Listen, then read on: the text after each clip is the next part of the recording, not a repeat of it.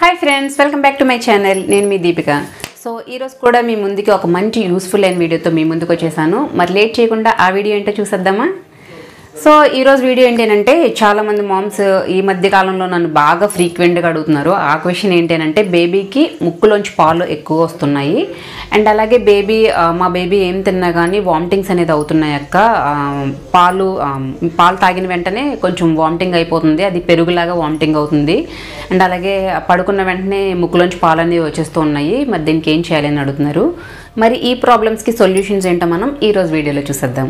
చాలామంది బేబీస్లో ఏంటంటే ముక్కులోంచి పాలు అనేవి కారడం అనేది చూస్తూ ఉంటాము అండ్ అలాగే బేబీస్ పాలు తాగిన వెంటనే వామిటింగ్ చేసుకుంటూ ఉంటారు అనమాట. కొంతమంది అయితే జస్ట్ ఎప్పుడైనా చేసుకుంటూ ఉంటారు, టమ్మీ టైమ్స్లో చేసుకుంటూ ఉంటారు. బట్ చాలా ఫ్రీక్వెంట్గా వామిటింగ్స్ చేసుకునే వాళ్ళు ఉంటారు అండ్ వామిటింగ్ అయినప్పుడు ముక్కలుగా పెరుగులాగా రావడము ఇలాంటివి జరుగుతూ ఉంటాయి.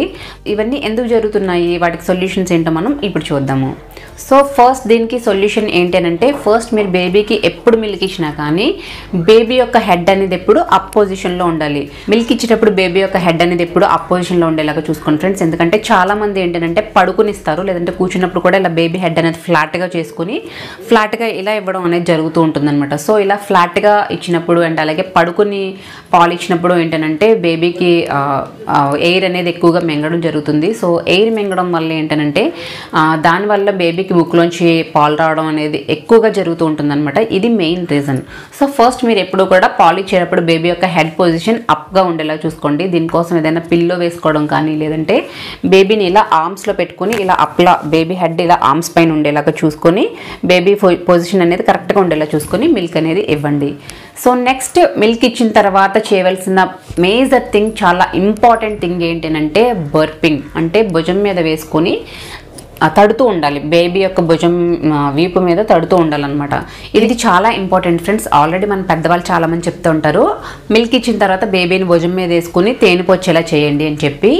ఎందుకు అనంటే బేబీ మిల్క్ తాగినప్పుడు ఎయిర్ అనేది మింగేయడం జరుగుతుందన్నమాట. సో ఎప్పుడైతే ఈ ఎయిర్ బబుల్స్ అనేవి మింగేసిందో బేబీకి అక్కడ కొంచెం హ్యాలో పార్ట్ అనేది రావడము జరుగుతుంది. అది తేనుపు రూపంలో వచ్చేస్తే దానికి ఏ ప్రాబ్లం ఉండదు. బట్ వెంటనే పడుకోబెట్టడం వల్ల ఏంటంటే దాని నుంచి మిల్క్ అనేది బయటకు రావడం జరుగుతుందన్నమాట.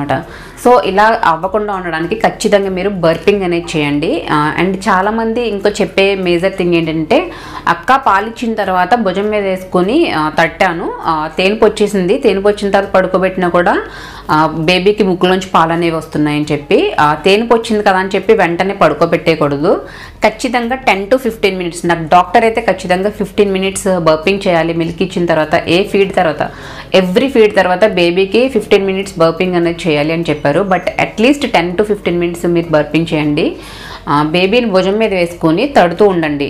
తేనుపు వచ్చినా కూడా బేబీని కొంచెం సేపు అలా తడుతూ ఉండండి. దీనివల్ల ఎయిర్ ఏమైనా ఉంటే మింగేరో అది బయటకు వచ్చేస్తుంది తేనుపు రూపంలో.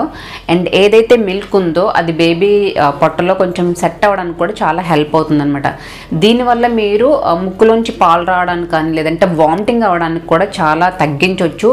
మ్యాక్సిమం 99% ఈ ఒక్క ప్రాసెస్ వల్ల కూడా మీరు తగ్గించవచ్చు అనమాట. సో చాలా ఇంపార్టెంట్ అయిన మేజర్ థింగ్ ఏంటంటే, మిల్క్ ఇచ్చిన తర్వాత ఖచ్చితంగా బేబీకి బర్పింగ్ అనేది చేయండి. తేనుపు వచ్చినా కూడా మ్యాక్సిమం 10 to 15 minutes అనేది చేయండి. అండ్ ఫీడ్ ఇచ్చిన వెంటనే బేబీని పడుకోబెట్టడం, మెయిన్లీ ఫ్లాట్గా పడుకోబెట్టడం ఇలాంటివి చేయొద్దు.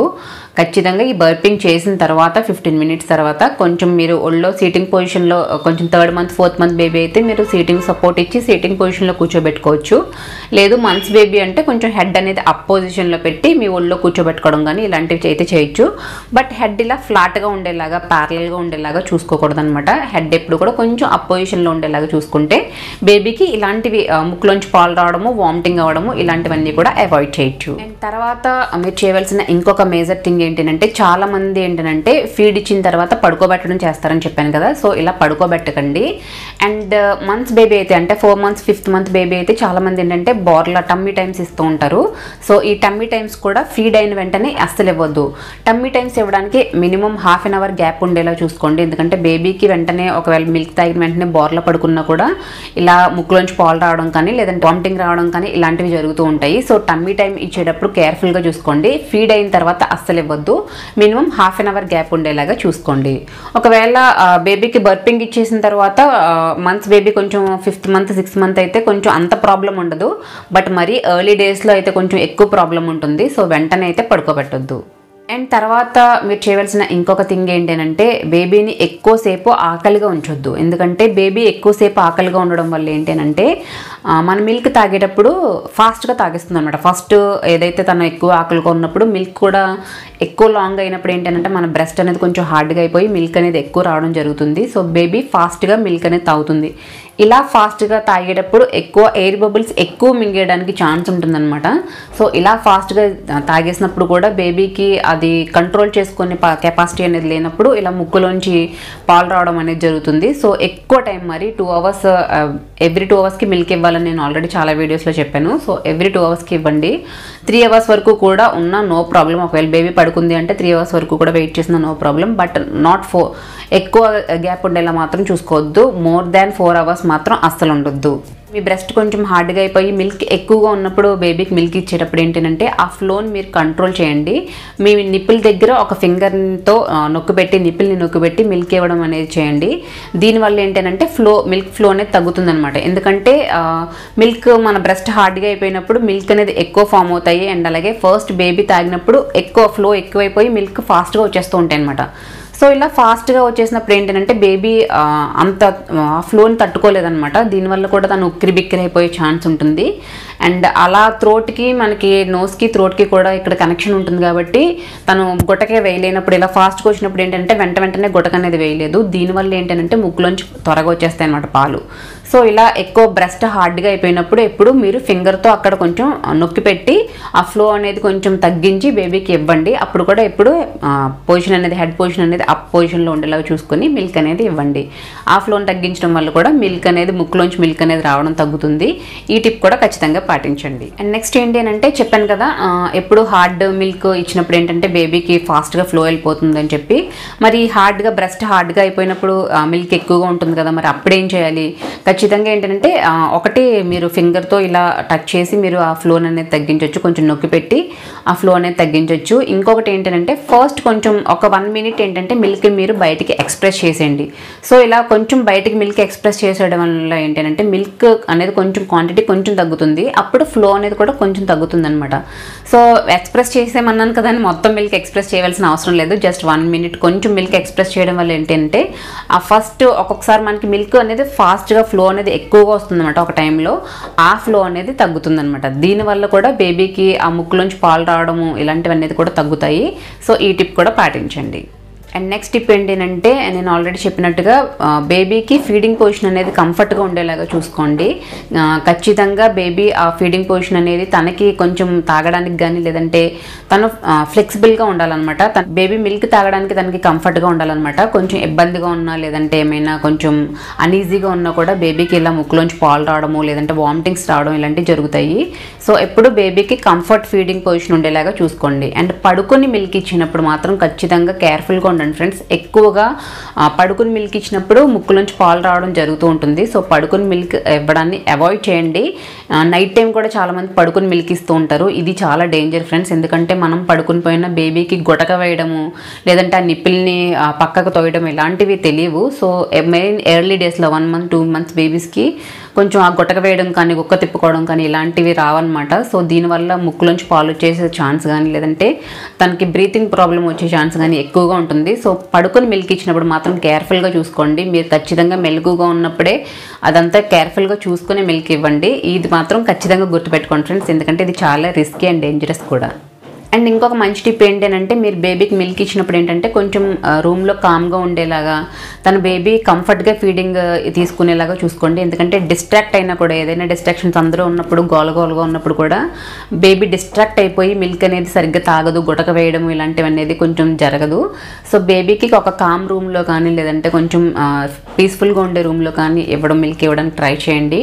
డిస్ట్రాక్షన్స్ వల్ల కూడా ఇది అయ్యే ఛాన్స్ ఉంటుంది. సో అందరికీ అవుతుందని కాదు, బట్ ఇదొక ఛాన్స్ అనమాట. డిస్ట్రాక్ట్ అవ్వడం వల్ల కూడా బేబీకి గుటక వేయడం ఆగిపోవడం కానీ లేదంటే కొంచెం డిస్ట్రాక్ట్ అయ్యి ఎయిర్ బబుల్స్ ఎక్కువ మింగేయడం కానీ ఇలా చేసినప్పుడు కూడా మిల్క్ అనేవి ముక్కులోంచి పాలు అనేవి వచ్చేస్తూ ఉంటాయి. సో ఇది కూడా అవాయిడ్ చేయండి. అలాగే ఎర్లీ డేస్లో బేబీస్కి టైట్ డ్రెస్సులు వేయడం కానీ లేదంటే టైట్ డైపర్స్ వేయడం కానీ ఇవి కూడా అవాయిడ్ చేయండి ఫ్రెండ్స్. ఎందుకంటే వాళ్ళ స్కిన్ స్మూత్గా ఉంటుంది. అండ్ డైపర్స్ డ్రెస్సులు వేసినప్పుడు ఏంటంటే పొట్ట దగ్గర నొక్కేస్తూ ఉంటాయి కదా, కొంచెం ఎలాస్టిక్లో ఉన్నవి కూడా పొట్ట దగ్గర నొక్కుతూ ఉంటాయి అనమాట. దీనివల్ల కూడా వాళ్ళకి పూర్తిగా లోపలికి వెళ్ళి సెట్ అవ్వకుండానే బయటకు వచ్చేస్తూ ఉంటాయి. సో టైట్ డ్రెస్సెస్ కానీ టైట్ డైపర్స్ కానీ అవాయిడ్ చేయండి. అండ్ అలాగే డైపర్స్ మీరు వేసినప్పుడు ఎప్పుడు కూడా నావెల్ ఉంటుంది కదా, అంటే బొడ్డు ఉంటుంది కదా, బొడ్డు కిందకే ఆ ఎలాస్టిక్ ఉండేలాగా చూసుకోండి. బొడ్డు పైకి పొట్ట మీదకి ఎప్పుడు కూడా డైపర్ అనేది పెట్టొద్దు, అది కిందకు ఉండేలాగా చూసుకోండి. ఇవన్నీ కూడా బేబీకి మదర్ మిల్క్ ఇచ్చినప్పుడు అండ్ అలాగే చాలామంది బాటిల్ ఫీడింగ్స్ కూడా చేస్తూ ఉంటారు కదా, బాటిల్ ఫీడింగ్ చేసినప్పుడు కూడా చాలామందికి ఇలా ముక్కులోంచి, కొంతమందికి ముక్కులోంచి పాలు రావడము అండ్ కొంతమందికి వామిటింగ్స్ అవడం ఇలాంటివి కూడా జరుగుతూ ఉంటాయి. సో బాటిల్ ఫీడింగ్ ఎవరు చేస్తున్నారో వాళ్ళు ఏంటంటే ఎప్పుడు కూడా నిప్పులకి, బాటిల్ నిప్పులకి ఏంటంటే చిన్న కన్నమే ఉండేలాగా చూసుకోండి. మిల్క్ ఫ్లో అనేది ఎక్కువగా రాకుండా స్లోగానే కొంచెం బేబీకి ఏదైతే కంఫర్ట్గా ఉంటుందో అలాగే వచ్చేలా చూసుకోండి. సో దీనివల్ల కూడా ఎక్కువ పెద్ద కన్నం ఉండి మిల్క్ ఫాస్ట్గా రావడం వల్ల కూడా బేబీ గొక్క తిప్పుకోలేకపోవడము, లేదంటే దానివల్ల ఫ్లో ఎక్కువైపోయి ఎయిర్ బబుల్స్ అనేవి ఎక్కువ మింగేసి అప్పుడు ముక్కులోంచి పాలు రావడము లేదంటే వామిటింగ్ అయిపోవడం ఇలాంటివి జరుగుతాయి. సో ఎవరైతే బాటిల్ ఫీడ్ ఇస్తున్నారో వాళ్ళు కూడా ఈ టిప్ పాటించండి. ఆ నిప్పులకి ఎప్పుడు కూడా చిన్న కన్నం ఉండేలాగా చూసుకోండి. అండ్ బాటిల్ ఫీడ్ ఇచ్చే వాళ్ళు చూసుకోవాల్సిన ఇంకొక మెయిన్ థింగ్ ఏంటంటే మీరు ఏదైతే మిల్క్ పౌడర్ ఇస్తున్నారో అది బేబీకి పడిందా లేదా అనేది కూడా అబ్జర్వ్ చేసుకుంటూ ఉండండి. ఎందుకంటే చాలామంది డాక్టర్స్ సజెస్ట్ చేసినా కూడా ఒక్కొక్కసారి బేబీకి అది పడకపోవచ్చు. అలా పడకపోవడం వల్ల కూడా వామిటింగ్స్ అయ్యే ఛాన్స్ ఉంటుందన్నమాట. సో మీరు ఏదైతే బేబీకి మిల్క్ ఇస్తున్నారో, పౌడర్ ఇస్తున్నారో, మిల్క్ పౌడర్ ఇస్తున్నారో అది ఖచ్చితంగా బేబీకి పడుతుందా లేదా, ఎటువంటి అలర్జీస్ లేకుండా బాగానే డైజెస్ట్ అవుతుందా, ఇలాంటివి కూడా అబ్జర్వ్ చేసుకుంటూ ఉండండి. ఒకవేళ ఏదైనా ఒక మిల్క్ పౌడర్తో ప్రాబ్లం ఉంటే మళ్ళీ డాక్టర్ని కన్సల్ట్ చేసి వేరొక మిల్క్ పౌడర్కి అనేది స్విచ్ చేసుకోండి, అంటే వేరొక మిల్క్ పౌడర్ అనేది చూస్ చేసుకోండి. ఈ పాయింట్ కూడా చాలా ఇంపార్టెంట్ ఫ్రెండ్స్, ఇది కూడా చూసుకోండి.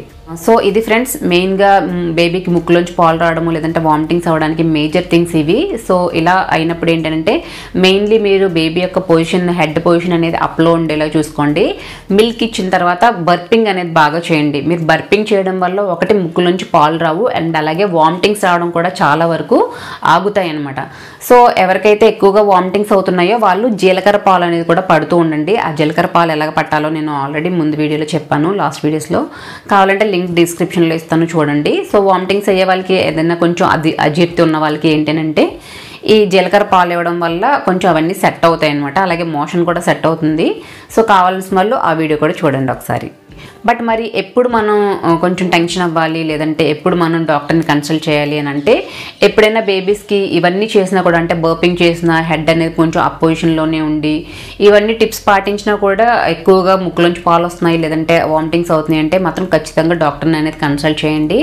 అండ్ అలాగే ఎప్పుడైతే బాగా ఓవర్ఫ్లో వచ్చేస్తుందో, ముక్కులోంచి ఎక్కువగా పాలు ఓవర్ఫ్లో వస్తున్నాయో అప్పుడు, అండ్ అలాగే బేబీకి బ్రీతింగ్ ప్రాబ్లం వచ్చేస్తుంది అనమాట. అంటే బ్రీతింగ్ అనేది తీసుకోవడం చాలా కష్టమవుతుంది. సో బేబీకి బ్రీతింగ్ తీసుకోవడం కష్టమవుతుంది, కంటిన్యూస్గా కాఫ్ అనేది వస్తుంది, కంటిన్యూస్గా వామిటింగ్స్ అనేది అవుతున్నాయి అని అంటే ఖచ్చితంగా డాక్టర్ని అనేది కన్సల్ట్ చేయండి. అండ్ చాలామంది ఏంటంటే ఆ పాలు తాగిన తర్వాత పాలే కాదు కొంచెం గ్రీన్ కలర్లో కఫం లాంటిది కానీ లేదంటే కొంతమందికి బ్లడ్ రావడం ఇలాంటివి కూడా జరుగుతూ ఉంటాయి, ముక్కులోంచి రావడం ఇలాంటివి జరుగుతూ ఉంటాయి. సో అలా గ్రీన్ కలర్లో ఏమైనా డిశ్చార్జెస్ అయినా కానీ లేదంటే ఎల్లో, కొంచెం పేల్ ఎల్లోగా అయినా కానీ లేదంటే ఓవర్ఫ్లో అయినా కానీ ఇలాంటివన్నీ అయినప్పుడు మాత్రం ఖచ్చితంగా డాక్టర్ అనేది కన్సల్ట్ చేయండి. అండ్ ఎక్కువగా ప్యానిక్ అవ్వద్దు. అండ్ బేబీ ఇలా బ్రీతింగ్ ప్రాబ్లం వచ్చేసి కొంచెం ఎల్లో కలర్లో, పేల్ ఎల్లోగా అయిపోయిన బేబీ బ్లూ కలర్లోకి టర్న్ అయిపోతున్నా సరే మీరు ఇమీడియట్గా డాక్టర్ అనేది కన్సల్ట్ చేయండి. బట్ ప్యానిక్ అవ్వద్దు. బేబీకి అనేది బర్పింగ్ అనేది చేసుకుంటూ మీరు డాక్టర్ అనేది కన్సల్ట్ చేయొచ్చు. ఈ మధ్యలో డాక్టర్ కన్సల్ట్ చేయడానికి మీరు మధ్యలో చేయవలసింది ఏంటంటే బర్పింగ్ బాగా చేయాలి.